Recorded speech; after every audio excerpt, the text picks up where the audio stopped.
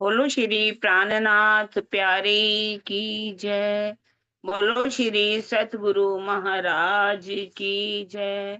पद्मावती पुरी धाम की जय। सर्व सुंदर साथ की जय। प्रथम लागू दो चरण को, धनिये न छुड़ायो खिन। लाख तली लालेड़िया, मेरे जीव के ही जीवन। इन पांव तले पड़ी रहूं, धनी नजरी खोलो बातन। पलना वालों निरीखूं नेत्रे, मेरे जीव के यही जीवन। मेरे जीव के यही जीवन। बोलो श्री प्राणनाथ प्यारे की जय।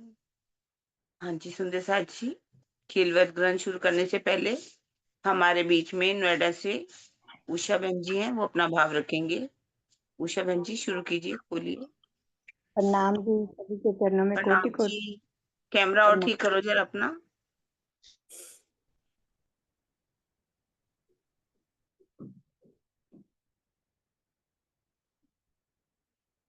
म्यूट हो गया, फिर 1 मिनट में म्यूट करती हूँ, फिर म्यूट हो गया। हाँ जी, अनम्यूट करो उषा दीदी, अनम्यूट करो। हाँ जी। या ऐसी है साहिबी दिखाई, यहाँ पे अब जी ना लगे। पिया ऐसी है साहिबी दिखाई, यहाँ पे अब जी ना लगे। याद घर की हमें है अब आई, यहाँ पे अब जी ना लगे। याद घर की हमें है अब आई, यहाँ पे अब जी ना लगे। कोई नहीं है यहाँ पे अपना, कोई नहीं है यहाँ पे अपना। झूठा है इस जग का सपना, झूठा है इस जग का सपना। ना जाए सही ये जुदाई, यहाँ पे अब जी ना लगे। ना जाए सही ये जुदाई, यहाँ पे अब जी ना लगे। पिया ऐसी है साहिबी दिखाई, यहाँ पे अब जी ना लगे। याद घर की हमें है अब आई, यहाँ पे अब जी ना लगे। इश्क ने तेरे पागल बनाया, इश्क ने तेरे पागल बनाया। तेरी जुदाई ने तड़फाया, तेरी जुदाई ने तड़फाया। इस खेल से हो अब रिहाई, यहाँ पे अब जी ना लगे। इस खेल से हो अब रिहाई, यहाँ पे अब जी ना लगे। याद घर की हमें है अब आई, यहाँ पे अब जी ना लगे। पिया ऐसी है साहिबी दिखाई, यहाँ पे अब जी ना लगे।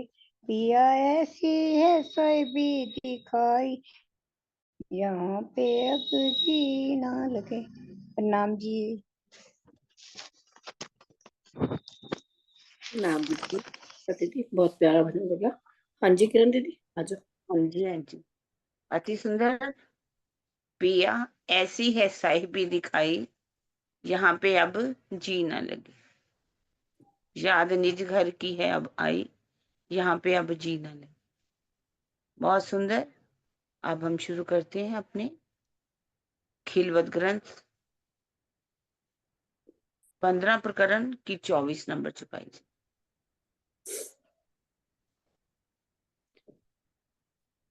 देखोगे आसमान जिमी, माहे मुर्दों का वास। देत दिखाई मर जात हैं, कर गिनती अपनी श्वास। तुम वहां पृथ्वी से लेकर आकाश तक में मरे हुए प्राणियों को देखोगी। उस संसार में जीवित दिखाई देने वाले जीव अपनी उम्र पूरी कर अपना शरीर छोड़ दिया करते हैं। 700 की गिनती पूरी करने का तात्पर्य अपनी उम्र पूरी करने से है। कल भी हमने पढ़ा था, कुछ मर रहे हैं, कुछ पैदा हो रहे हैं। कल हमने जो छुपाई पढ़ी थी उसी को लेकर के आज बता रहे हैं कि कैसे पृथ्वी से काश तक देखो, सब मरे हुए प्राणी देखोगी। जीने वाले भी जो है अपनी उम्र को पूरी करते हैं, क्योंकि सबकी गिनती किसमें बंधी हुई है? श्वासों के साथ। तेरी गिनती बांधी श्वासों श्वास, एक श्वास की भी नहीं आस, बाकी रहे कहते तेरे श्वास को भी नहीं विश्वास। तो सांसों की गिनती सभी पूरी कर रहे हैं, अपनी उम्र पूरी करते हैं, चलते हैं।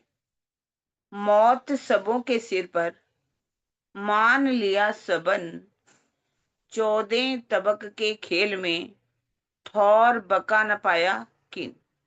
इस मायावी जगत में सभी लोग ये मानते हैं कि सबके सिर पर काल मंडरा रहा है।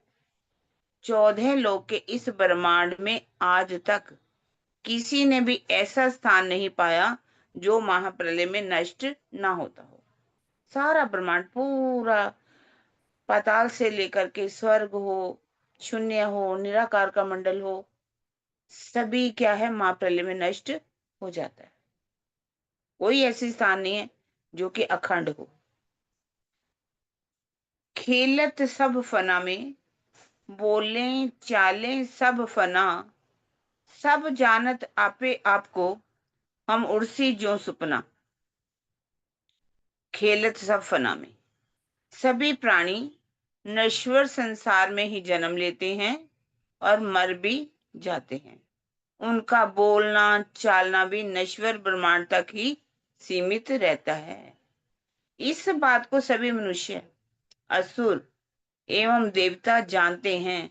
जिस प्रकार नींद के टूटने पर स्वप्न समाप्त हो जाता है, उसी प्रकार महाप्रलय में हम सब आदि नयन में लय हो जाएंगे। सभी जन्म भी लेते हैं, मरते भी हैं, बोलना चालना सभी नश्वर ब्रह्मांड का है। यहाँ मनुष्य हो, देवता हो, राक्षस हो, सब क्या है? नींद के टूटने पर स्वप्न जैसे समाप्त होता है, ये भी महाप्रलय में आदि लयन में सब लीन हो जाते हैं। तब रोहे मुझ आगे कैया, ऐसा इश्क हमारा जोर, फरामोशी क्या करे हमको, इश्क देवें सब तोर। मेरी इस बात को सुनकर सभी सखियों ने मुझसे कहा कि हमारा प्रेम इतना शक्तिशाली है कि माया हमारा कुछ भी नहीं बिगाड़ सकती। हमारा इश्क माया के सभी बंधनों को नष्ट कर देगा। कितना बड़ी बात हमने कही कि हमारा प्रेम बहुत ही पावरफुल है, शक्तिशाली है। धनी माया आपकी क्या करेगी? हमारा कुछ नहीं बिगाड़ सकती। पर हमारा जो प्रेम इतना बड़ा है कि माया के बंधनों को भी तोड़ देगा और हम सिद्ध कर देंगे कि हमारा इश्क बड़ा है। ए मजबूर भई रूहन सो, मुझसो किया रबद, और कछुए न ल्यावे दिल में आप इश्क के मद। सभी आत्माओं के साथ मेरी इस प्रकार की वार्ता हुई। उन्होंने मेरे साथ प्रेम संबंधी विवाद किया। अपने इश्क का उन्हें इतना नशा था कि खेल मांगने और प्रेम को बड़ा कहने के अतिरिक्त और कोई बात उनके दिल में आ ही नहीं रही थी। कोई बात नहीं, सिर्फ खेल देखना है। राजी कुछ भी कर लो, हमें खेल तो देखने, अपने इश्क को बड़ा सिद्ध करना है। भावार्थ में कह रहे हैं, इस चुपाई के चौथे चरण में प्रयुक्त मद का अर्थ अभिमान के भाव में नहीं लेना चाहिए, क्योंकि परम धाम में उसका अस्तित्व ही नहीं है। वस्तुतः यहाँ मद शब्द अति आत्मविश्वास, ओवर कॉन्फिडेंस के लिए प्रयुक्त है। वैसे मद का अर्थ हमेशा मद में होता है एक अभिमान, पर यहाँ अभिमान नहीं ले, परम धाम में अभिमान नहीं हो सकता। और परम धाम में इसका अस्तित्व भी नहीं है। मतलब ओवर कॉन्फिडेंस था, आत्मविश्वास था कि हम आपको भूलने वाली नहीं है, माया हमारा कुछ भी बिगाड़ सकती नहीं है, हम अपने इश्क को बड़ा सिद्ध करके दिखाएंगे। आगे कह रहे हैं, बातें बहुत करी रूहंसों, मेरा कईया न लियाइया दिल, सुनिया न आगू इश्क के, बहस किया सबो मिल। मैंने उन्हें समझाने के लिए बहुत सी बातें की, किंतु मेरी बातों पर उन्होंने जरा भी गौर नहीं किया। अपने इश्क के प्रति उनके मन में बहुत अधिक आत्मविश्वास था। उसे प्रदर्शित करने की भावना से उन सभी ने एक साथ मिलकर मुझसे बहस की। कितना उनके अंदर और ओवर कॉन्फिडेंस था, इतना आत्मविश्वास था कि हमें हमारा कुछ नहीं बिगाड़ेगी। उन्होंने समझने की भी कोशिश नहीं की और सब जन ने मिल करके बहस की कि धनी खेल अपना दिखाओ, हम खेल देखना चाहती हैं, अपने इश्क को बड़ा सिद्ध करेंगी। मैं कहिया इश्क मेरा बड़ा, हादी रूहूं आप माफक, ये बात जब मैं करी तब तुम उपजी शक। जब मैंने कहा कि मेरा प्रेम बड़ा है, इश्क बड़ा है, श्यामा जी और सखियों का प्रेम उनके अनुसार बड़ा है, मैंने जब ये बात कही तो आप सभी के मन में संशय पैदा हो गया। तब तुम उपजी शक। भावार्थ में कह रहे हैं, इस चुपाई के दूसरे चरण में गहन रहस्य छिपा हुआ है। मार्फत से ही हकीकत का स्वरूप प्रकट होता है। इस प्रकार इश्क, निस्बत, वाहिदत, खिलवत आदि का मूल स्रोत मार्फत स्वरूप कौन है? श्री राज जी है। जिस प्रकार लहरों में सागर से अधिक जल नहीं आ सकता, क्योंकि वह उसी से ही प्रकट हो रही हैं, उसी प्रकार हकीकत, श्यामा जी और सखियों का ये कहना, उनके पास मार्फत श्री राज जी से भी अधिक इश्क है, उचित नहीं है। परम धाम में वाहिदत होने से श्री राज जी, श्यामा जी और सखियों का इश्क बराबर है, सभी एक दूसरे को रिझाते हैं। यही कारण है कि सभी अपने को आशिक कहते हैं और अपने इश्क को बड़ा कहते हैं। उनके इस कथन में सच्चाई है। इसलिए श्री राज जी ने श्यामा जी एवं सखियों से कहा, जब आप मुझे रिझाती हैं तो केवल रिझाने की प्रक्रिया में आपका इश्क बड़ा कहा जा सकता है, किंतु मेरे मार्फत के स्वरूप से कदापि नहीं। ये समझ आई सुंदर साथ जी सबको? छुपाई राज जी क्या कहना चाह रहे हैं इसमें? हम जी सुंदर साथ जी, मैं किया इश्क मेरा बड़ा। जब राज जी कहते मैंने अपना इश्क बड़ा कहा, और श्यामा जी और सखियों का भी प्रेम बड़ा ही है, छोटा नहीं है। पर जब ये बात राजी ने कही, राजी कह रहे, तब मन में संशय हो गया कि राजी कैसे कह रहे हैं कि हमारा इश्क बड़ा। तो यहाँ पर क्या रहस्य छुपा हुआ है इसमें, कौन सुंदर साथ बताएगा? इस सिपाही के दूसरे चरण में क्या ऐसा रहस्य है छिपा हुआ जो कि, हाँ जी सुंदर साथ जी, आप कौन बोलेगा? शीतल? हाँ जी, प्रणाम जी सुंदर साथ जी, प्रणाम जी दीदी। प्रणाम आ, जी। हाँ, इसमें बस यही बात जो हमेशा हम सुनते आए हैं कि परम धाम में राज्य के अलावा कोई नहीं है, लेकिन हम्म। फिर भी हमें वहां पर इस बात का पता नहीं था, इसलिए हम अपना इश्क बड़ा कहते रहे। एक पल भी नहीं सोचा कि ये इश्क हमें कहाँ से आ रहा है, क्योंकि पता ही नहीं था तो सोच भी कैसे होती। क्योंकि वहां पर राज्य ही है, मार्फत स्वरूप राज्य ही है। और ये तो हकीकत की लीला आगे हुई है कि श्यामा जी और उनकी आगे अ, सखियां सब हुई। तो ये हकीकत की लय। अब जो हकीकत में ये कह दे, जैसे यहाँ पर एग्जाम्पल बहुत ही अच्छा दिया है, भी एक सागर से ही तो लहरें निकलती हैं, और लहरें कैसे कह सकती है कि हमारे पास जल बढ़ जाता है, सागर से भी ज्यादा जल कैसे कह सकती है? क्योंकि वो होएगा ही हम्म। नहीं। लेकिन वहां पर भी हमें पता नहीं था, इसलिए हम कहते रहे। तो राजी चाहे इतना हमें समझाते रहे कि नहीं ये मेरा इश्क बड़ा है, पर उसका खुलासा तो जब तक हम अलग नहीं होते तब तक नहीं होना था। मार्फत स्वरूप में राजी ही राजी हैं ये वहाँ पे नहीं पता था। हम अपना इश्क इसीलिए बड़ा कहते रहे। जबकि वो हकीकत में था कि हम हकीकत रूप में वहाँ पे थे, श्यामा जी थे और सब सखियाँ थी। उनके अंदर राज्य के ही दिल क्रीड़ा कर रहा था, ये वहाँ नहीं पता था। राज्य ही इश्क का सागर है, उनकी लहरें ही हम सब सखियाँ और श्यामा जी थे, वो वहाँ नहीं पता था। इसलिए अपना जिद लेकर बैठे रहे अपने अंदर, एक कह लो ना आत्मविश्वास लेके बैठे रहे, जो ऊपर कहा गया। प्रणाम जी। उन्होंने मार्फत के स्वरूप की हमें पहचानी थी। हाँ, मार्फत मार्फत। से ही हकीकत प्रकट होती है। हुँ, हकीकत ही अपने आप को अलग मान के बैठ जाए, वही। जैसे बहुत सुंदर आपने बताई दिया। क्या, हाँ, बहुत अच्छी बात कही। जब तुम मुझे रिझाती हो तो आपका इश्क बड़ा जरूर है, लेकिन फिर हुँ, भी मार्फत से इश्क आपका बड़ा नहीं है। हाँ,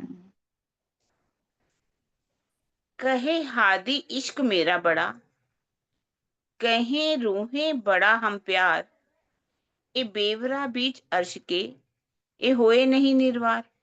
हे श्यामा जी, तब आप कहने लगी कि ये कैसे हो सकता है, प्रेम तो मेरा बड़ा है।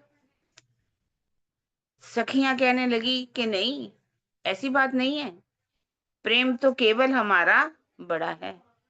परम धाम की वाहिदत में इश्क रबत का निपटारा संभव नहीं था। अब निपटारा करने के लिए आगे ना, आगे क्या कह रहे हैं, क्यों होए तफावत इश्क, बैठे बीच बका में हम, एक जरा न होए जुदैगी, तो क्यों पाइए ज्यादा कम। जब तक हम परम धाम में हैं, तब तक इस विवाद रबद का निर्णय कदापि संभव नहीं है। परम धाम की वाहिदत में जब नाम मात्र की भी जुदाईगी नहीं है, तो किसी का इश्क कम या ज्यादा कैसे हो सकता है। जुदाईगी होगी तभी तो पता चलेगा ना, कौन किसको कितना प्यार करता है। परम धाम में तो ये हो नहीं सकती जुदाईगी। यही कारण है कि हमें माया के खेल में आना पड़ा। तभी कह रहे हैं आगे छुपाई में, पहले कहिया मैं तुमको, भूलोगी खेल देख, जहां झूठे झूठा खेल ही, उत मुझे न पायो एक। मैंने तुम्हें पहले ही कह दिया कि उस माया के खेल में जाकर तुम भूल जाओगी। उस संसार में स्वप्न के जीव जन्म मरण के झूठे चक्कर में पड़े रहते हैं। वहां मुझे बहुत खोजने पर भी तुम नहीं पा सकोगी। ठीक है, ये तो बहुत आसान चपाई है। ए हक्के अव्वल के हा, भूल जाओगे तुम, ना मानोगे फरमान को, ना कछु रसूल हुक्म। इस खेल में आने से पहले ही श्री राजी ने सखियों से कह दिया था कि उस झूठी दुनिया में जाकर तुम निश्चय ही भूल जाओगे। उस संसार में ना तो तुम मेरे तारतम ज्ञान को मानोगी, ना श्यामा जी के आदेशों को ही कुछ समझोगी। भावार्थ, इस चुपाई में वर्णित फरमान और रसूल क्या है, इसका स्पष्टीकरण स्नंद 39 प्रकरण की 1-2 छुपाई से होता है। केहा जाहिर रसूले, मैं हरफ सुने हैं कान, सो आए कैसी इमाम, मैं लिखे नहीं फरमान। केहा जाहिर रसूले, रसूल साहब ने कहा कि मैंने हरफों को सुना है, मैं हरफ सुने हैं कान, सो आए कैसी, जो मैंने 30,000 सुने हैं जो कि कुरान के अंदर नहीं लिखे गए, मैं लिखे नहीं फरमान, उनको मैंने, वो आकर के इमाम मेहंदी खोलेंगे जो कुरान में आए ही नहीं। जो हरफ जुबां चढ़े नहीं, सो क्यों चढ़े कुरान, और जुबान ले आपसी इमाम यही पहचान। जो हरफ 30,000 हरफ उनकी जुबान पर चढ़े नहीं, तो वो कुरान में कैसे लिखे जा सकते हैं। और जुबान ले आपसी, और कौन, अब उस जुबान से वर्णन नहीं होगा, मतलब जब आएंगे इमाम मेहंदी साहब की पहचान ही यही है, वो आकर के उस अपनी जुबान से इन हरफों को पूरा आकर के प्रकट करेगी, सबको बताएगी कि 30,000 कौन से मार्फत के हैं। इस कथन से ये स्पष्ट होता है कि मार्फत के 30,000 हरफ तो मोहम्मद साहब की वाणी से व्यक्त ना हो सके। उनका अवतरण श्री कुलजम स्वरूप के अंदर है, इसलिए तारतम वाणी को ही फुरमान कहा जाएगा। तारतम ज्ञान का विस्तार श्री मुखवाणी के रूप में इंद्रावती जी के द्वारा हुआ, इसलिए श्यामा जी के दोनों तनों को रसूल कहा जाएगा। बसरी सूरत के द्वारा उतारे गए कुरान में शरीयत एवं त्रिकत का ही वर्णन है। कहीं कहीं ब्रह्म शिष्यों को साक्षी देने के लिए हकीकत का संकेतिक वर्णन अवश्य है। श्यामा जी के दोनों तनों को ही रसूल कहा जाएगा, इंद्रावती जी के द्वारा भी और देवचंद्र जी के द्वारा। और बसरी सूरत के द्वारा तो कुरान में शरीयत एवं त्रिकत का वर्णन है।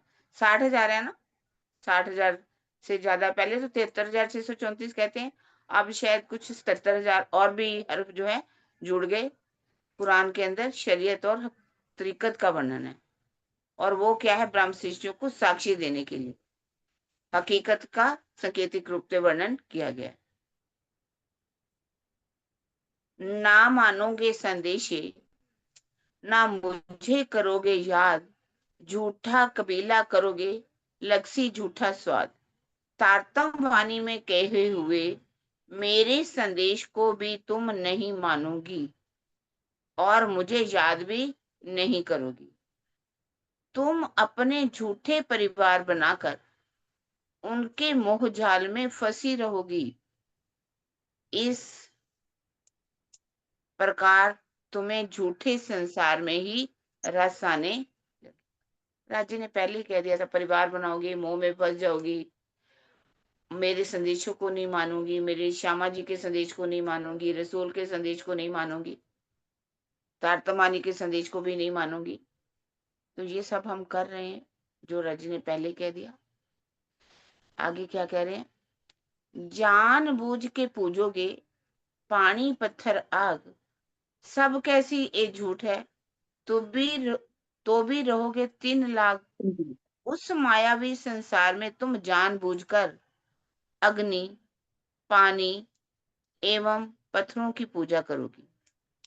यद्यपि तुम अपने मुख से तो कहोगी कि इन जड़ पदार्थों की पूजा करना अपराध है, फिर भी उसी में फंसी रहोगी।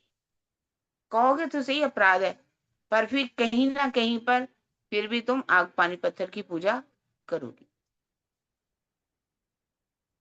पूजोगे सब फना को, कोई ऐसा खेल बेसुध, ना तो क्यों पूजो मिट्टी गोबर, पर क्या करो बिना बुध। माया का वह खेल इस प्रकार बुध कर बेसुध कर देने वाला है कि वहां जाकर तुम सभी नश्वर पदार्थों की ही पूजा करोगी। जागृत बुद्धि का ज्ञान न होने के कारण ही तुम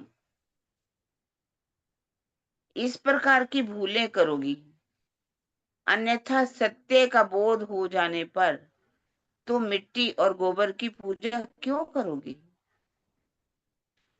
भावार्थ में कह रहे हैं, जिस देश में आध्यात्मिक ज्ञान के स्वर सबसे पहले गूंजे हों, उस देश में आज मिट्टी की मूर्तियों, चबूतरों और गोबर की पूजा होती है। इससे बड़ा दुर्भाग्य और क्या होगा। सब प्रकार की भूलें करोगी, फिर भी सत्य का समझ भी आ जाएगी, फिर भी आप पूजा करोगी मिट्टी और गोबर के बने हुए चबूतरों की, मिट्टियों की मूर्तियों की, सब करेंगे। सुकन मेरा मानो नहीं, सबे भरे इश्क के जोश, सब बोले नाचे कूदे, हमें कहा करे फरामोश। हे श्यामा जी, मेरी बातें किसी ने भी नहीं मानी। सभी सखियां अपने इश्क के जोश में थी, सभी अपनी मस्ती में नाच कूद रही थी और ये बात कह रही थी कि माया की नींद हमारा क्या बिगाड़ ले। इश्क में इतना भरी हुई थी, इतना नाच कूद रही थी मस्ती में आकर के, कहे कि माया आपका क्या बिगाड़ सकती है राजी, हमारा कुछ नहीं बिगाड़ेगी। आगे कह रहे हैं, हार दिया तब मैं इन्हों को, रबद न किया हम, जाए फंदियां झूठ में, नेक दिखाया तिलसम। मैंने इनकी बातों से हार मानकर बहस नहीं की। राजी कह रहे हैं मैंने ही हार मान ली, बहस नहीं की और इनको माया के फंदे में जाने दिया। मैंने तो अभी इन्हें इंद्रजाल की तरह माया का थोड़ा सा ही खेल दिखाया है, नेक दिखाया तिलसम। माया का थोड़ा सा ही खेल दिखाया रजी ने अभी हमें। आगे क्या कह रहे हैं? इश्क ज्यादा आपे अपना, सबो किया रबद, फरामोशी तिलसम दिखाइया, तिन किया सब रद। सभी ने अपने इश्क को बड़ा कहकर मुझसे विवाद किया था, इसलिए मुझे इन्हें इंद्रजाल की तरह लगने वाला माया का ये झूठा खेल दिखाना पड़ा। इस खेल में इनका इश्क चला गया, समाप्त हो गया। इंद्रजाल किसे कहा गया? मुझे इन्हें इंद्रजाल की तरह लगने वाला माया का झूठा खेल दिखाना। इंद्रजाल वैसे किसको कहा गया? शीतल? ये इंद्रजाल बस एक तरह का जाल ही है, जो माया का जाल चारों तरफ फैल जाना, जैसे इंद्रधनुष कहते सारा फैल जाता है, मुझे थोड़ा सा ऐसा ही लग रहा है। हाँ, वो जो इंद्रधनुष बन जाता है ना, हाँ सात हाँ, सात रंग तो दिखाई सब देते हैं कुछ समय के लिए, है ना? हाँ, उसमें ही उलझ जाते हैं, उसी रंग में रंग, अनेक रंग। वो माया का भी ऐसे खेल, माया के अंदर हम्म, माया, माया के अंदर माया, ये झूठा खेल दिखाया। मतलब उन्होंने यही तिलस्म का खेल तो यही कहा जाता है कि हाँ जी। मतलब ये तो स्वामी जी ने अर्थ बाकी में लिख दिया ना, इंद्रजाल की तरह लगने वाला माया का झूठा खेल दिखाना पड़ा। वो ये ना, वैसे देखा जाए कि मकड़ी भी जैसे जाला बना लेती है, हम हाँ, भी तो हम्म, चाल जाला बना करके बैठ जाते हैं। जितना मर्जी तोड़ दो, उसको जाले को थोड़ी देर बाद देखो जाकर फिर वैसे ही जाला जाला बन जाता है। जैसे कि कहा जाता है ना, मोहम्मद साहब जब पीछे उनके लग गए, अबू जहल के आदमी सिपाही, कि इनको पकड़ के लाओ, तो कहा जाता है कि वो एक बचने के लिए मदीना की तरफ, मक्का से मदीना की तरफ जब जा रहे थे, तो गुफाएं थी रास्ते में, तो वो एक गुफा के अंदर चले गए और मकड़ी ने उसी समय जाला बुन दिया, इतनी जल्दी में। तो वो देखने रहे हैं कि अभी तो मोहम्मद साहब दिखाई दे रहे थे, अब कहाँ चले गए? अगर वो रास्ता जो था उसके ऊपर तो मकड़ी का जाला बना हुआ, वो सोच भी नहीं पाए कि मकड़ी इतनी जल्दी जाना बना लेती है। तो वास्तविक एक बात है कि मकड़ी जो है जैसे जाला बना लेती है, हमें भी कोई भी आएगा सुनाएगा, अच्छी कहानी सुनाएगा, थोड़ी देर में तो लगेगा हाँ हाँ ये माया झूठी है, हमें नहीं फंसना। थोड़ी देर में फिर वही मकड़ी का जाला फिर बुनते हैं, फिर उसी में फंस जाते खुद ही बनाते हैं, खुद ही फंस जाते हैं। फंस जाते हैं, है ना? इंद्रजाल भी एक ऐसा ही, एक इंद्र ने भी अपना एक जाल शायद कुछ बनाया था सबको बचाने के लिए, उसी के लिए ये बात कही गई है। अब अब छुपाई नीचे। अब सो क्यों ए आपको, काढ़ न सके तिलसम, फुरमान ले पहुंचिया रसूल, तो भी ना आवे शर्म। अब मैं किसी भी प्रकार से अपने को माया के जाल से नहीं निकाल सकती। श्यामा जी ने जगाने के लिए तारतम ज्ञान लेकर आई हैं, फिर भी माया में भूले होने की इन्हें शर्म नहीं आ रही। इस छुपाई के तीसरे चरण से ये संकेत मिल रहा है कि फुरमान का भाव तारतम ज्ञान से है, क्योंकि सखियों के खेल में आने के बाद फुरमान आने की बात कही गई। क्योंकि जिस समय कुरान आया उस समय तो सखियां आई नहीं थी, रूहें तो इतना आई नहीं। जब उस समय तो आई नहीं थी तो फिर ये शब्द नहीं आना चाहिए था। तो ये सखियों के खेल के आने के बाद ही वाणी का अवतरण हुआ, उसी को कहा फुरमान आने की बात कही गई है। ये छुपाई एक बार फुरमान। दोबारा, एक दीदी ये छुपाई ऊपर करना है थोड़ा सा। जी। ये कहना है, अब मैं किसी भी प्रकार से अपने को माया के जाल से नहीं निकाल सकती। अब ये बात किसके लिए कैसे है? जैसे ऊपर तो सारा बातें ही हुई ना जो वहां राज्य की नहीं है बने ये, रहे। देखिए, अब मैं किसी भी प्रकार से अब सो क्यों ए आपको काढ़ ना सके तिलस्म, मतलब ये सब हमारे लिए है ना? भले नहीं उन्होंने वो मैं शब्द का प्रयोग किया, लेकिन हमारे लिए कि हम चाह करके भी माया के जाल से हम निकल नहीं पा रहे। जैसे नहीं मतलब शक्ति कहने का ये कह कौन रहा है कि मैं नहीं निकाल सकती? देखिए, इंद्रावती जी की आत्म के द्वारा तो वाणी उतर ही रही मामती जी के द्वारा, है ना? हाँ जी, हाँ जी। नहीं, वो भी ऊपर कह की रहे हैं जितनी कि भी वार्तालाप है ना दीदी, ऊपर की जितनी भी वार्तालाप है, ऐसे जैसे धनी देवचंद्र और राज जी हाँ, के बीच की वार्तालाप है, सारी बात वो आ रही है। अब यहाँ पर इस प्रश्न खड़ा हो गया कि ये बात किसके लिए, कैसे, कब कही गई? कि ऊपर जितनी भी बातें हैं, राज जी ने जैसे राज्य और परमधाम के सखियों के बीच में है ना? हाँ, हाँ, तो वाणी वाणी जब अवतरण हो रहे, तो उसके बाद के लिए ये कह रहे हैं कि अब मैं किसी प्रकार से अपने को माया के जाल से कहा उन्होंने अपने लिए ये बात है, लेकिन ये सब बात हमारे लिए है। अच्छा, कह रहे ठीक है। श्यामा जी ने जगाने के लिए तारतम ज्ञान लेकर आई है, फिर भी माया में भूले होने की इन्हें शर्म नहीं आ रही। क्या हम वास्तव में हमारे साथ ऐसा नहीं है? हम माया में भूले कर नहीं रहे, तो शर्म आनी चाहिए, लेकिन फिर भी शर्म नहीं आ रही। हम कहाँ लज्जा में मर रहे हैं कि इतना राज्य ने दिया, धनिये तो धन बहुतक दिया, राज्य इतना कुछ दे रहे हैं, फिर भी माया जी तिलस्म हमसे छूट कहाँ पा रही है?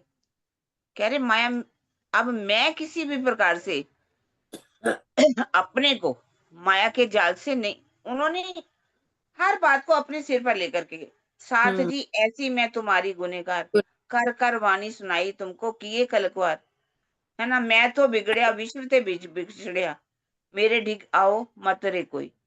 तो सारी बात उन्होंने अपने ऊपर ही लेकर के कही है ना। हुँ, हुँ। श्यामा जी भी जगाने के लिए तारतम ज्ञान लेकर के आई, फिर भी माया में भूले होने की इन्हें शर्म नहीं आ रही। यहाँ इस पर चुपाई के तीसरे चरण में ये संकेत मिल रहा है कि यहाँ फुरमान का भाव तारतम ज्ञान से है, क्योंकि सखियों के खेल में आने के बाद फुरमान आने की बात कही गई। ठीक है ना? क्लियर ही हुँ, हो रही है वैसे। हाँ जी, हाँ फुरमान जी, ये तो क्लियर है। फुरमान लिखिया इन बिद का, जो पढ़ के देखे एक जरा शक ना रहे, तब ही जागे हृदय।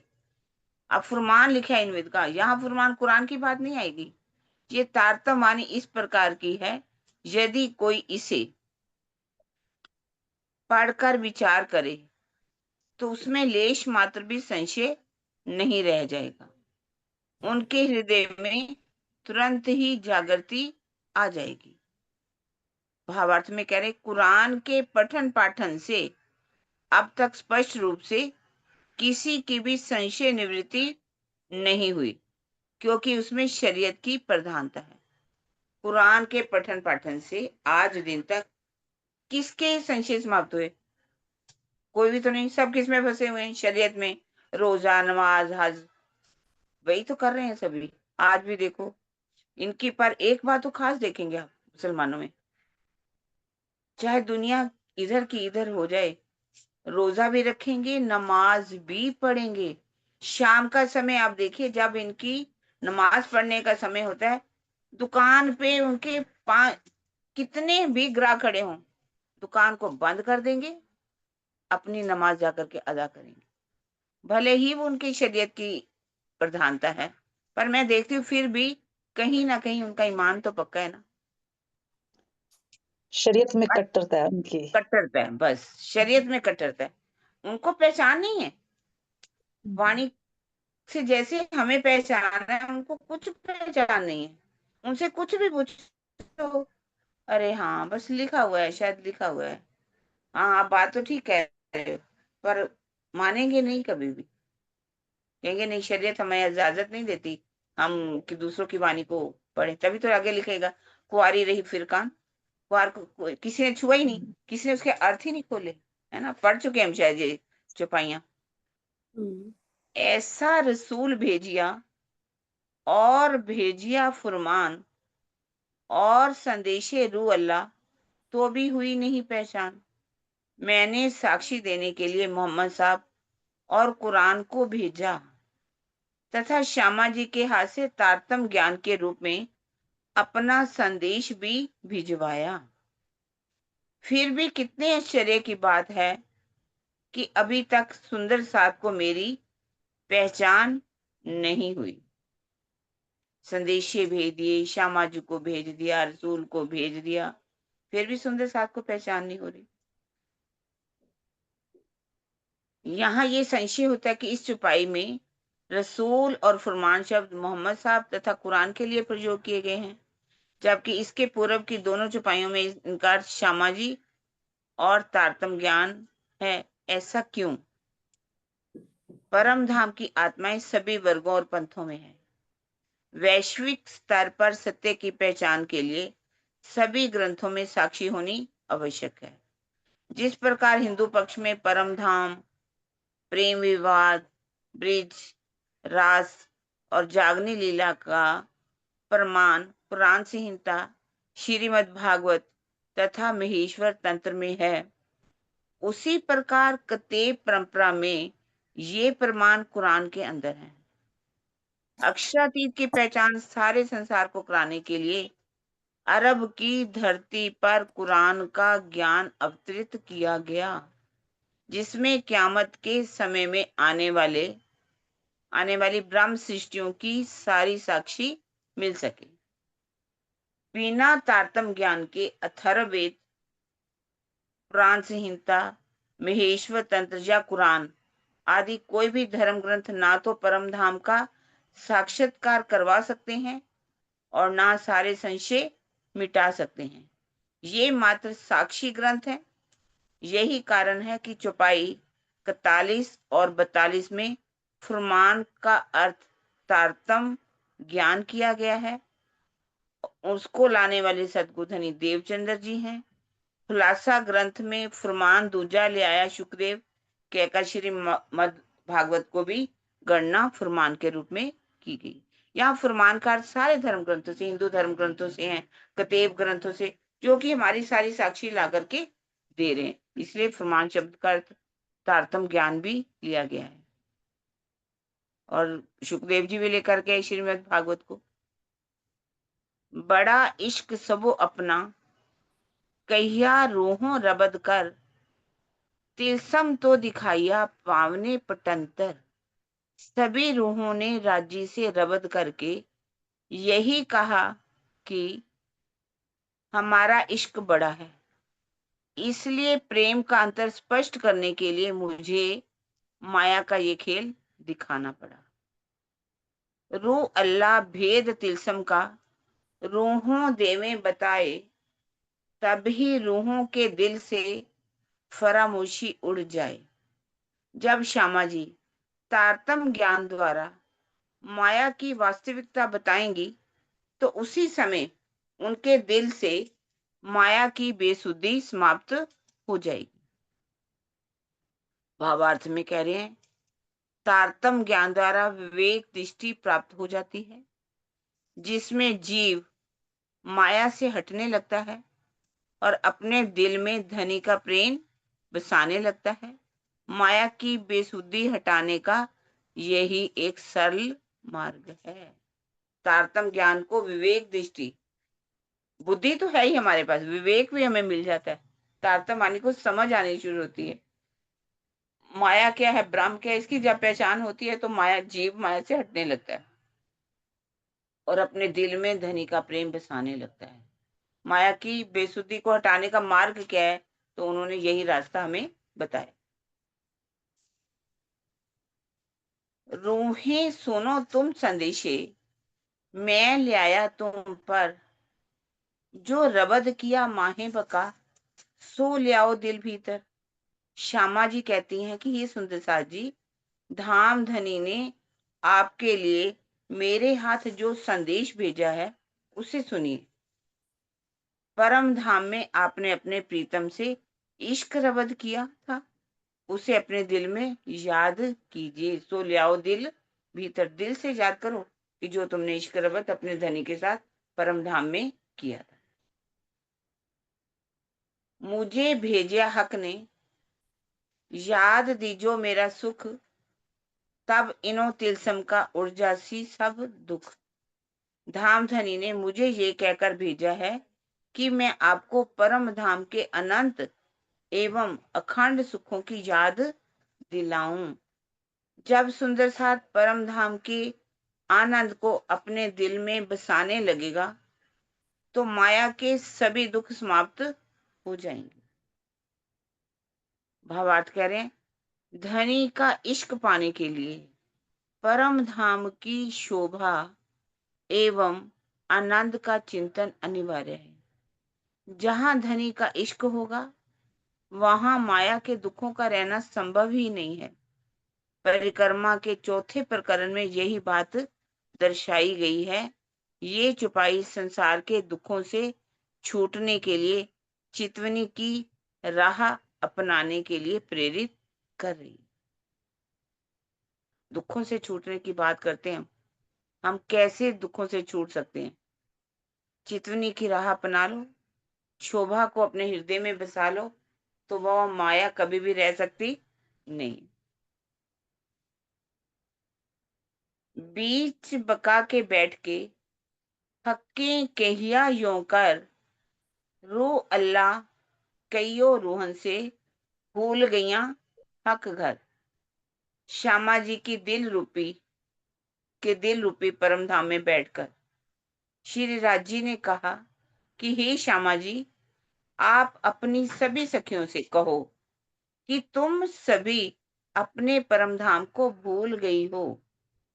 भावार्थ में कह रहे हैं, इस चौपाई के मूल चरण में आए हुए बका शब्द का अर्थ नूरमयी परम धाम नहीं बल्कि श्यामा जी का दिल रूपी परम धाम है। श्याम जी के मंदिर में दर्शन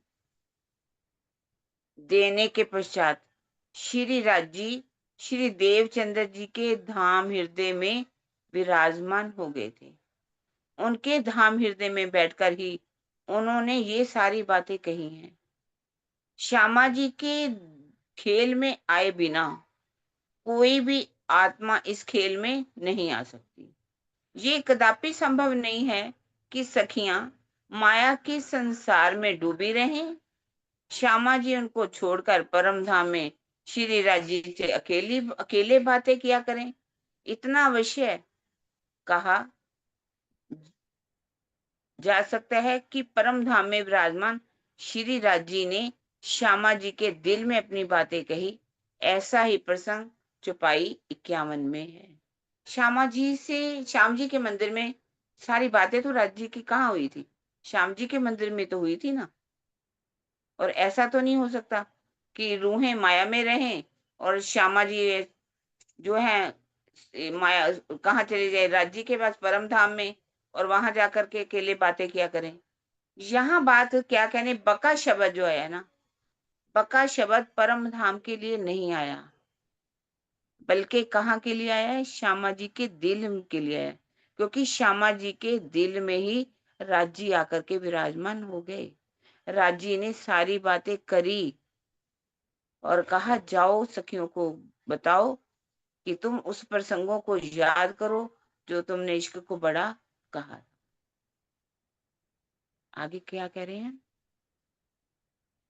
हाथ रसूल के भेजिया तुम ऊपर फुरमान, हकीकत मार्फत की तुम क्यों ना करो पहचान। श्री राज जी कहते हैं कि हे सुंदर साथ जी, मैंने श्यामा जी के हाथ तुम्हारे लिए तारतम ज्ञान भेजा है। अब तुम उस ज्ञान से हकीकत एवं मार्फत की पहचान क्यों नहीं कर लेते। भावार्थ, कुरान में मात्र शरीयत और तरीकत का ज्ञान है, उनके द्वारा हकीकत और मार्फत की पहचान असंभव है। तारतम ज्ञान और श्यामा जी के इस संसार में आए बिना परम धाम की हकीकत एवं मार्फत उजागर नहीं हो सकती थी। कुरान में तो शरीयत का ज्ञान है, तरीकत का ज्ञान है, कोई कोई हकीकत की बातें लिखी हुई हैं और मार्फत की पहचान तो बिल्कुल भी नहीं है। इसलिए वो कह रहे हैं कि हकीकत और मार्फत को जब तक जाहिर ना किया जाए तो परम धाम राज्य के दिल में, श्यामा जी के दिल से ही तो उन्होंने पहचान कराई ना। तब तक परम धाम की हकीकत किसे कहते हैं, परम धाम की मार्फत किसे कहते हैं, निस्बत की हकीकत किसे कहते हैं, मार्फत किसे कहते हैं, ये बातें तारतम ज्ञान के बिना उजागर ही नहीं हो सकती थी। रबद किया था अव्वल, सो क्यों गईया तुम भूल, अजू याद ना आवही, सुन एती पुकार रसूल। हे साथ जी, परम धाम में आपने जो इश्क रबद किया था उसे क्यों भूल गए हो। श्यामा जी ने पुकार पुकार कर आपको परम धाम की याद दिलाई, किंतु आपको अभी भी वहां की याद नहीं आ रही। कितने दर्द से कह रहे हैं कि अभी भी तुम्हें याद नहीं आ रही। पुकार पुकार के श्यामा जी हमें बता रही हैं, याद दिला रही हैं, इश्क रबत की बातें याद दिला रही हैं। हम क्यों भूले हुए हैं, सब कुछ कहने के बावजूद भी अब हमें याद क्यों नहीं आ रही। और संदेशे रू अल्लाह सुने जो अलेखे, तो भी आंखें खुली नहीं, आए बका से हक के। परम धाम से श्री राजी ने श्यामा जी के दिल में बेशुमार संदेश भेजे, जिन्हें श्यामा जी ने सुना और सब सुंदर साथ को सुनाया। तो भी सुंदर साथ की आंखें नहीं खुल रही हैं, अर्थात वह सावचेत नहीं हो रही हैं। ऐसा इलम हक्के भेजिया, आंखें खोल दई बातन, एक जरा शक ना रही, देखे बका वतन। धाम धनी ने हमारे पास ऐसा तारतम ज्ञान भेज दिया है जिसने हमारे आत्मिक चक्षुओं को खोल दिया है। अब किसी भी विषय में नाम मात्र का संशय नहीं रह गया है। अब तो अपने आत्मिक चक्षुओं से अखंड परम धाम भी दिखाई पड़ रहा है। भावार्थ, इस चुपाई में कहा गया है कि तारतम ज्ञान से हमारे आत्मिक नेत्र खुल गए हैं, जबकि इसके पूर्व की चुपाई में कहा गया है कि सुंदर साथ की आंखें नहीं खुल पा रही हैं। इस प्रकार के कथन से क्या विरोधाभास की झलक नहीं मिल रही। एक तरफ तो कहा कि नेत्र खुल गए हैं, फिर कहा गया कि नेत्र नहीं खुल पा रहे हैं, तो लग रहा है कि विरोधाभास है। इन कथनों में कोई भी विरोधाभास नहीं है। चुपाई जो 51 में जो कहा गया है आंखें खुली नहीं, उसका भाव है कि श्यामा जी के कथनों से भी सुंदर साथ माया के प्रति सावधान नहीं हो रहा है। आंखें खुलना एक मुहावरा है जिसका अर्थ सावधान होना होता है। चौपाई 52 में बातनी नजर, आत्मिक चक्षुओं के खुलने की बात जो है वो कही गई है। माया के प्रभाव से कुछ सुंदर साथ तारतम ज्ञान को सुनना ही नहीं चाहते। सुनने वालों में काफी सुनने वाले ऐसे हैं जो ध्यान से नहीं सुनते या सुनकर भी माया में लिप्त रहते हैं। तीनों प्रकार की बात कही। किंतु कुछ सुंदर साथ ऐसे भी होते हैं जो तारतम ज्ञान को आत्मसात कर माया से लड़ने के लिए कमर कस लेते हैं। इनकी ही आत्मिक दृष्टि खुलती है, यही परम धाम का साक्षात्कार कर पाते। तीनों प्रकार की बातें कही गई है। कुछ सुनते ही नहीं, कुछ सुनते भी है, सुन करके भी अनसुना कर देते हैं। ध्यान से ज्यादा नहीं सुना, सुन के आ गए फिर भी माया में डूब गए। पर कुछ ऐसे होते हैं जो कहते हैं कि माया हमारा क्या बिगाड़ लेगी। माया से लड़ने के लिए वो पूरी तरह से तैयार हो जाते हैं। कहते दृष्टि उन्हीं की खुलती है और वह ही परम धाम का साक्षात्कार कर लेते हैं, जो पूरी तरह से ईमान पर खड़े होते हैं। माया तो सबके ऊपर, आप तारतम लो, राज्य की तरफ चलना शुरू करो, माया आपके आप पे आड़ी आके खड़ी हो जाएगी। माया का तो काम ही है। पर हमें देखना है कि इश्क रबद हमने किया, हमने जीतना है या हारना है। बेशक जानिया आपे अपना, बेशक जानिया हक, बेशक जानिया हादि को उम्मत हुई बेशक। इस तारतम ज्ञान को आत्मसात करने वाले सुंदर साथ ने अपने निज स्वरूप को यथार्थ रूप से जाना और अपने प्राण प्रीतम की पहचान की। उन्होंने श्यामा जी के स्वरूप की भी स्पष्ट पहचान की। इस प्रकार ब्रह्म सृष्टियों में किसी भी प्रकार का संशय नहीं रहे। ब्रह्म सृष्टियों ने तो पूरी पहचान कर ली, श्यामा जी के भी स्वरूप की पहचान कर ली, राज्य की भी पहचान कर ली। वह परम धाम की ब्रह्म सृष्टि है, इससे भी उनका कोई संशय, इसमें भी कोई संशय नहीं रहा। ए याद निके दीजिए तुम देखो सहूर कर, मेरे इलम से रूहों को देवें साहिदी अंतर। श्री राज जी कहते हैं कि हे श्यामा जी, मेरे इस तारतम ज्ञान से ब्रह्म सृष्टियों को परम धाम की याद अच्छी तरह से दिलाना, उनसे ये भी कहना कि वे विवेक पूर्वक चिंतन करके देखें कि वो कहाँ फंसी पड़ी हैं। ये तारतम ज्ञान ही उन्हें परम धाम की साक्षी देगा। स्पष्ट है ना सुंदर साथ जी, कोई मुश्किल वाली बात नहीं है। बेशक इलम पहुंचिया के नाई पहुंचिया तुम, ये देखो दिल विचार के तो न्यारा नहीं कसम। तुम्हारे पास संशय रह तारतम ज्ञान पहुंचा है या नहीं, तुम अपने दिल में विचार करके देखो तो ये बात स्पष्ट हो जाएगी कि धामधनी तुमसे एक पल भी दूर नहीं। पूछ रहे हैं क्या तुम्हारे पास परम धाम का ज्ञान पहुंचा या नहीं पहुंचा? कोई ये नहीं कह सकता कि नहीं पहुंचा, सबके पास आज तारतमानी का ज्ञान पहुंच गया। राजी ने तरह तरह से पूरी तरह से अपना लगा दिया, जोर लगा दिया कि मैं सुंदर सा तक वाणी पहुंचाऊं। उसके लिए किस तरह से, चाहे जूम के माध्यम से, आज चर्चा के माध्यम से, हर तरह से वाणी हमारे ऊपर पास पहुंच रही।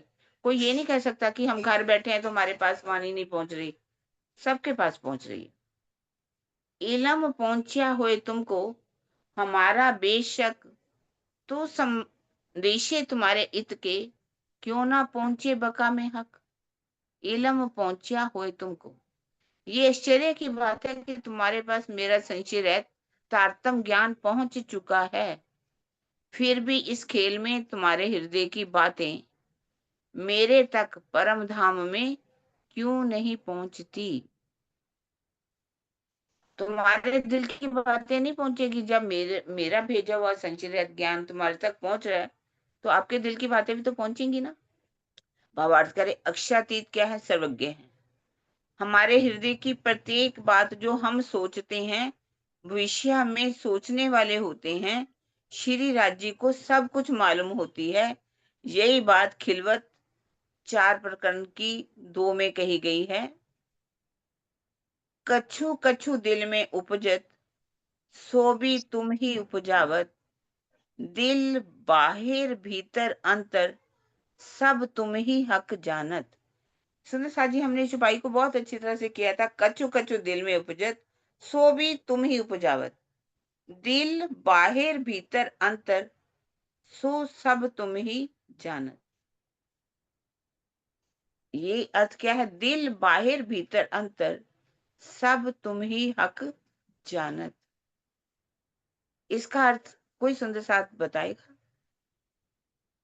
पढ़ते तो जा ही रहे।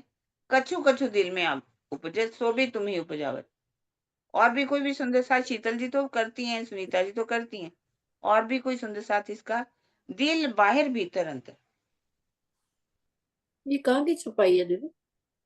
हाँ, इसी की है ना। अच्छा, ये वाली खिलवत की है। हाँ जी, हाँ। अच्छा, 4 प्रकरण की दूसरी हमने छुपाई। पढ़ी है ना, अभी थोड़े दिन पहले पढ़ी थी। ज्योति सिंह क्या कह रही है? हाँ जी ज्योति। हाँ हाँ। जी, प्रणाम। प्रणाम जी दीदी। जी बोल रही हूँ दीदी, कुछ गलती होगा तो माफ कीजिए, अरे क्योंकि नहीं, अभी आप हमको इतना आता नहीं। ठीक है। अरे कुछ नहीं, सबको आता है। कछु कछु दिल में उपज, जो दिल में उपज रहा है, कछु कछु, जो कछु कछु मतलब जो भी दिल में उपज रहा है वो राज्य ही हमारे दिल में उपजा रहे हैं। सो भी तुम्हें उपजावत, दिल बाहिर भीतर अंतर, हम हमसे जो हो रहा है या हमसे होगा या हमारे अभी सोचने की कोशिश करें, दिल में जो अभी सोच रही हूँ वो भी धनी जानते हैं, वो सब कुछ तो वही करने वाले हैं, तो सब कुछ जानते हैं, वो तो अंतर्यामी है। सब तुम ही हक जानत, तो राजी तो सब जानते हैं, बाहर भीतर की अंदर की, जो हो रहा है होने वाला है क्या होगा, तो फिर तो सब जानते हैं। प्रणाम जी दीदी, आप अच्छे से बता प्रणाम जी, दीजिए। प्रणाम जी। और कोई सुंदर साथ बोले? हाँ जी, सुंदर साथ जी, कोई और? हाँ हाँ, जी, कौन है कोई बोलने वाला? अभी तो कोई नहीं है। नीरू दीदी है, नीरू दीदी का हाथ खड़ा है। हाँ जी नीरू बोल रही। हाँ जी नीरू आ जाओ। प्रणाम जी। मुझे नाम याद तो जी। नहीं कब पड़ी थी, लेकिन मेरे को ऐसा लग रहा है दिल बाहर भीतर अंतर।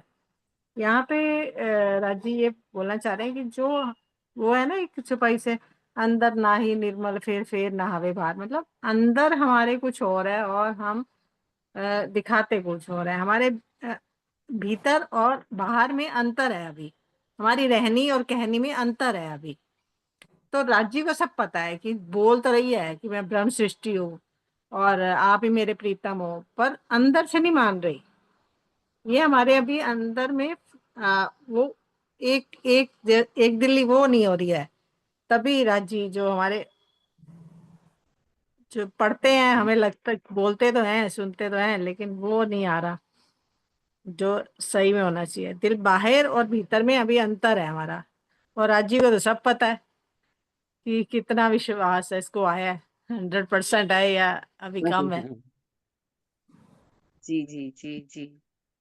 अच्छा, अंतर का आपने अर्थ ये लिया है ना? हाँ, हम्म, और शीतल आप बोलो। हाँ जी, प्रणाम जी। जी। कछु कछु दिल में उपजत, सो भी तुम ही उपजावत। हमारे दिल में कोई भी बात आती है, चाहे हम धनी से इश्क मांगे, चाहे वाणी मांगे, दीदार मांगे, या धनी की मैं मांगे, हम कुछ भी एक भी तमन्ना राज्य के लिए जो भी बात करते हैं वो राज्य ही हमारे दिल में उपजाते हैं। यानी हमारे अंदर हम कुछ बातें ऐसे होती हैं, दिल बाहर भीतर अंतर का मतलब यह है कि एक बात होती है जो हम कह रहे हैं वो बाहर हम्म है, हम्म एक बात होती है जो हमारे दिल में होती है कि हम ये भी कह सकते हैं। हम्म। एक अंतर मतलब आत्मा के अंदर हमारी क्या बात चल हाँ। रही है। अंतर मतलब आत्मा, हमारे अंतःकरण। एक होता है हम्म हम एक बात जो कहते हैं, एक जो हम्म बात कहते नहीं पर दिल में रख लेते हैं। एक बात हम्म ऐसी होती है जो हमारे अंतःकरण में चलती है, हमारी आत्मा के अंदर चलती है। हम्म तो हमारी आत्मा तक राजी सब कुछ जानते हैं। सब तुम ही हक जानत, राजी हमारे अंदर तक की बात जानते हैं। हम सिर्फ जो बात कह रहे हैं सिर्फ वो नहीं, या हम जो कह नहीं रहे हमारे अंदर चल रही है वो भी जानते हैं। उसके बाद जो हमारे अंदर आत्म के अंदर भी चल रही है ना, हमारी आत्मा के अंदर भी कुछ बात ऐसी होती है, वो सब कुछ राजी जानते हैं। और जो हम कहते हैं, कोई भी बात हमारे दिल के अंदर आती है, सब कुछ राजी हमारे दिल के अंदर उपजाते हैं। प्रणाम जी, यही लगता है मुझे। नहीं, यही आपका बर्थ ठीक है। जो उसके नीरू ने छुपाई वो बोला ना, जैसा बाहर होता है जो होवे ऐसा दिल, अदखिन प्यू न्यारा नहीं माए रे मिल मिल। उसने उस छुपाई का लिंक लेकर के जोड़ा। पर वास्तव जो है, जो है कि हम मुंह से बोल रहे हैं, कुछ भी बोलते हैं ना, मैं तुम्हें बहुत प्यार करती हूँ, एक हमारे दिल में वास्तव अंतस्करण, हमारे जीव के अंतस्करण में ये सच्चाई है।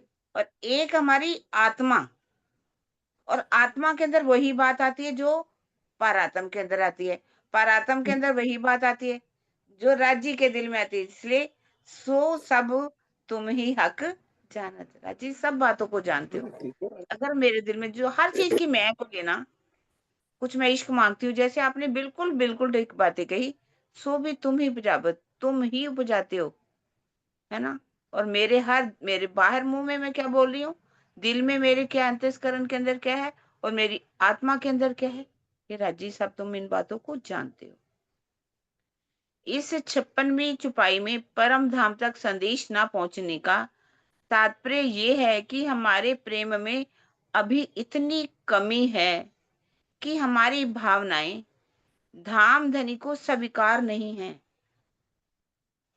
हमारे अंदर प्रेम नहीं है अभी, जो प्रेम जल्दी संदेश नहीं पहुंचा, इसका मतलब हमारे अंदर कमी है। इस संबंध में खिलवत ग्रंथ के 3 प्रकरण की 69 में कहा गया है, तहकीक अरज पहुंचत है, जो भेजिए पाक दिल।